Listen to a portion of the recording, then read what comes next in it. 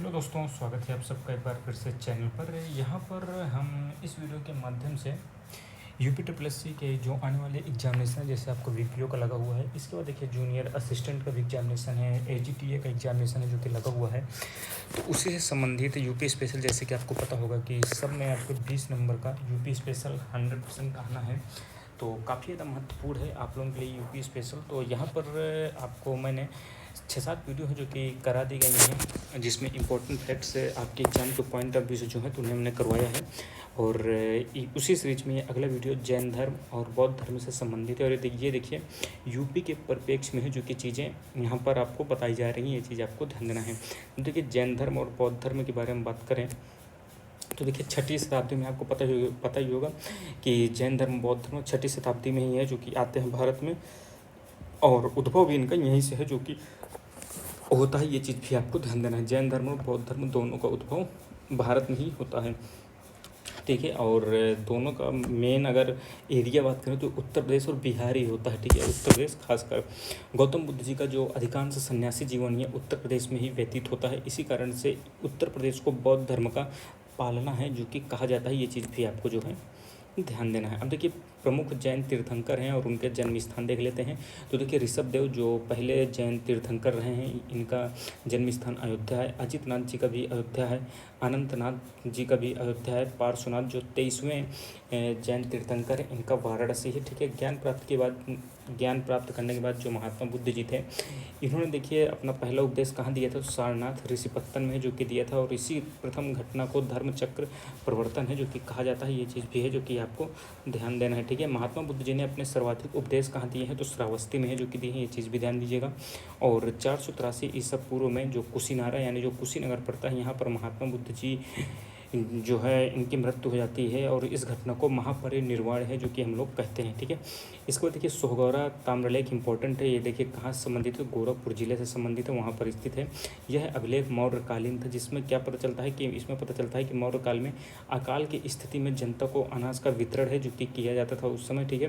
प्रयाग का जो अशोक स्तंभ है, ये किसके द्वारा लिखा गया है प्रयाग स्तंभ को, तो ये हरिशेठ द्वारा है जो कि रचना की गई है। और ये समुद्रगुप्त का प्रशस्ति लेख है जो कि इसी अशोक स्तंभ में उल्लिखित है। ये चीज़ आपको ध्यान देना है।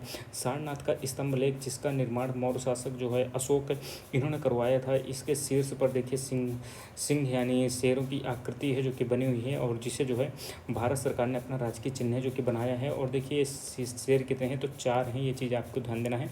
3 तो हमें दिखाई देते हैं लेकिन चौथा हमें दिखाई नहीं देता है क्योंकि वो पीछे तरफ रहता है। अशोक के द्वारा जो अहोरा अभिलेख था, ये कहाँ पर स्थित है, ये ध्यान दीजिएगा। ये मिर्ज़ापुर जिले में है जो कि स्थित है। उत्तर वैदिक युग से संबंधित जो अंतरंजी खेड़ा है, ये आपको कहाँ पड़ता है, तो कासगंज जिले में है जो कि पड़ता है।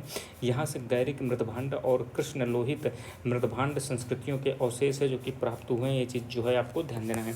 अतरंजी खेड़ा की बात करें तो ये शुंग, कुषाण तथा गुप्त काल के अवशेष है जो कि अतरंजी खेड़ा से जो कि आपको मिलते हैं। ये चीज़ भी आपको ध्यान देना है। कुषाण काल में एक प्रमुख शासक था, महान शासक था कनिष्क। इसकी देखिए दूसरी राजधानी मथुरा थी। ये चीज़ भी आपको ध्यान देना है। राज्य का जो ललितपुर जिला है, यहाँ पर देवगढ़ नामक स्थान पर गुप्तकालीन मंदिर के साक्ष्य है जो कि मिलते हैं। दशावतार मंदिर वगैरह हैं, ये चीज़ आपको ध्यान देना है। यहाँ के देख सकते हैं गुप्तकालीन मंदिर में दशावतार मंदिर उल्लेखनीय है, ठीक है। सारनाथ में ही आपका धमेक स्तूप है, ये चीज़ भी ध्यान दीजिएगा, सारनाथ में है, जिसे अशोक ने 249 ईसा पूर्व में है जो कि बनाने का आदेश दिया था। और ये 500 ईसा पूर्व में बनकर तैयार हुआ था। प्राचीन काल में कन्नौज को क्या कहा जाता था, कान्य कुब्ज है जो कि कहा जाता था। हर्ष ने जो है देखिए थानेश्वर की जगह कन्नौज को अपनी राजधानी है जो कि बनाया था, ठीक है। हर्षवर्धन ने, ये चीज़ जो है आपको ध्यान देना है। कन्नौज पर सर्वाधिक समय तक गुर्जर प्रतिहारों ने जो कि शासन किया था, ये चीज़ भी आपको ध्यान देना है। हर्षवर्धन ने देखिए, हर्षवर्धन का 628 ईस्वी का जो ताम्र दानपात्र लेख है, ये शाहजहाँपुर जिले के बांसखेड़ा से है जो कि प्राप्त हुआ है, जिसमें हर्ष की वंशावली, प्रशासनिक संरचना और सैनिक अभियानों का उल्लेख है जो कि मिलता है। अब देखिए मध्यकाल को हम देख लेते हैं, थोड़ी बहुत चीज़ें जो आपके एग्जाम के पॉइंट ऑफ व्यू से महत्वपूर्ण है यूपी स्पेशल में। तो देखिए 831 ईस्वी में जो महोबा में नन्नुक है, इन्होंने देखिए चंदेल वंश की स्थापना की थी। ये चीज़ ध्यान दीजिएगा। नन्नुक वंश की स्थापना किसने की थी, नन्नुक ने किस वंश की, चंदेल वंश की है जो कि स्थापना की थी। ये चीज़ आपको ध्यान, चंदेल वंश की स्थापना नन्नुक ने कहाँ पर की थी, तो महोबा में की थी 831 ईस्वी में, ठीक है।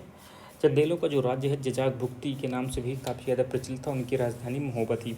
चंदेल राजाओं के स्थापत्य के नमूने जो हैं आज आप लोग जो कुछ खजुराहों में देखते हैं, खजुराहों के जो मंदिर वगैरह हैं, ये चंदेल राजाओं के ही स्थापत्य कला से संबंधित थे। तुगलक वंश के जो शासक थे फिरोज शाह तुगलक, इन्होंने प्रदेश में 2 नए नगर फिरोजाबाद और जौनपुर का निर्माण है जो कि कराया था।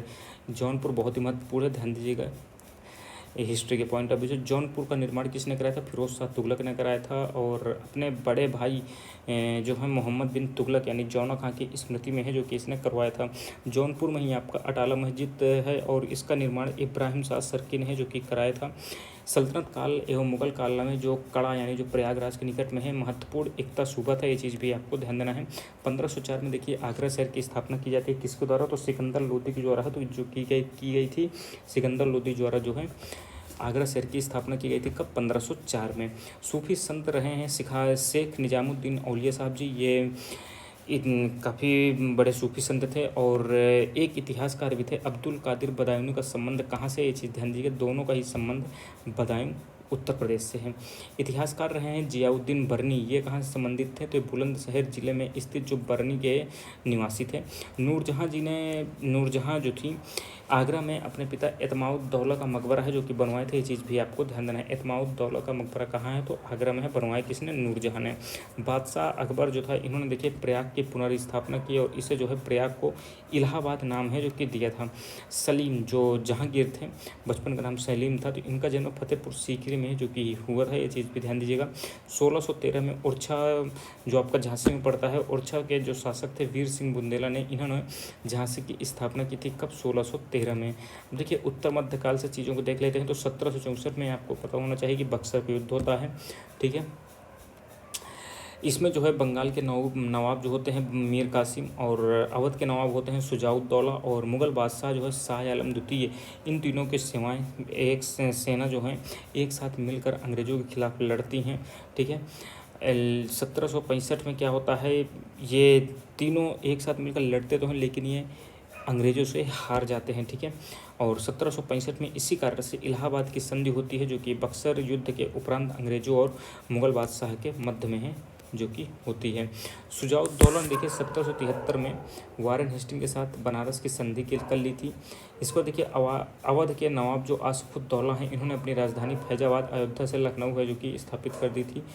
आसिफुद्दौला ने अंग्रेज़ों से फैजाबाद की संधि 1775 में है जो कि बनारस का क्षेत्र, इसमें जो है जो फैजाबाद की संधि थी इसमें बनारस को अंग्रेज़ों को जो है सौंप दिया था, बनारस का क्षेत्र, ठीक है। इसके बाद देखिए इमामबाड़ा का निर्माण किसने कराया? तो असाफुद्दौला ने है जो कि कराया था 1784 में मुहर्रम मनाने के लिए, ठीक है। असफ़ाउद्दौला ने 1784 में लखनऊ में जो है रूमी दरवाज़ा का निर्माण भी है जो कि कराए थे, ये चीज़ ध्यान दीजिएगा। असफ़ाउद्दौला काफ़ी महत्वपूर्ण नेता हैं जो कि रहे हैं। वाजिद अली शाह जो है अवध का अंतिम शासक था, ठीक। अब देखिए 1857 का विद्रोह और उत्तर प्रदेश की चीज़ देख लेते हैं। तो देखिए 10 मई 1857 को भारत का जो प्रथम स्वतंत्रता संघर्ष है ये शुरू हो जाता है। कहाँ से? मेरठ से, ठीक है। इस आंदोलन के तात्कालिक कारण जो था वो कारतूसों में जो सुअर और गाय की चर्बी का यूज करना ही था जो कि तात्कालिक कारण था उस समय का, ठीक है। कानपुर में देखिए सेनापति कौन रहे हैं 1857 की क्रांति में? नाना साहब और तात्या टोपे। और किन्होंने इनके आंदोलन को दबाने का काम किया था? तो कैंपबेल ने किया था। इसको देखिए लखनऊ जो कि कानपुर के बगल में ही है, तो ये इसके जो नेतृत्वकर्ता कौन थी? तो बेगम हजरत महल थी। और कौन ब्रिटिश सेनापति थे जिन्होंने इस आंदोलन को दबा दिया था? तो कैंपबेल थे। झांसी में देखिए रानी लक्ष्मीबाई थी। और ब्रिटिश सेनापति की बात करें जिसने इस आंदोलन को दबा दिया, ह्यूरोज। इसके बाद इलाहाबाद जो कि वर्तमान में प्रयागराज नाम से है, तो वहाँ से लियाकत अली हैं जो कि खड़े हुए थे और इसे जो है ब्रिटिश सेनापति कर्नल नील ने है जो कि इस विद्रोह को दबा दिया था। फैजाबाद मौलवी अहमद उल्ला थे और कर्नल नील ने जो है यहाँ पर भी आंदोलन को दबा दिया था। इसके बाद देखिए बरेली खान बहादुर खां, और यहाँ से कैंपबेल था जिसने इस आंदोलन को दबा दिया था, ठीक है। 1857 के इस विद्रोह में सर्वाधिक प्रभावित क्षेत्र की बात करें, सबसे ज़्यादा क्षेत्र कौन सा प्रभावित हुआ था? तो अवध और बुंदेलखंड के क्षेत्र हैं जो कि काफ़ी ज़्यादा इससे प्रभावित हुए थे, ठीक है। तात्या टोपे का जो वास्तविक नाम था वो रामचंद्र पांडुरंग था और तात्या टोपे ने अपनी जो है गनीवी कावा रणनीति यानी छापामार रणनीति से अंग्रेजों को भयभीत कर दिया था। बाद में उन्हें जो है फांसी भी है जो कि दे दी गई थी अंग्रेजों के द्वारा। 1857 के विद्रोह को दबाने के लिए 1 नवंबर 1858 को इलाहाबाद में लॉर्ड कैनिंग ने महारानी विक्टोरिया को घोषणा पत्र है जो कि पढ़कर सुनाया था। ये चीज़ जो है आपको ध्यान देना है, ठीक है। अब देखिए प्रदेश में स्वतंत्रता आंदोलन से संबंधित महत्वपूर्ण तथ्य देखना है यहाँ पर, तो हम इसे अगली वीडियो में देख लेंगे ताकि आपको एक ही वीडियो में ज़्यादा भार न पड़े और छोटे छोटे वीडियोज़ के माध्यम से आप चीज़ों को अच्छे से कवर कर लेंगे और आपका रिवीजन भी है जो कि हो जाएगा। यहाँ तक वीडियो थी। यदि आपको कोई भी आप सुझाव देना चाहते हो तो कमेंट बॉक्स में जरूर दीजिएगा। मिलते हैं अगली वीडियो में, तब तक धन्यवाद, जय हिंद।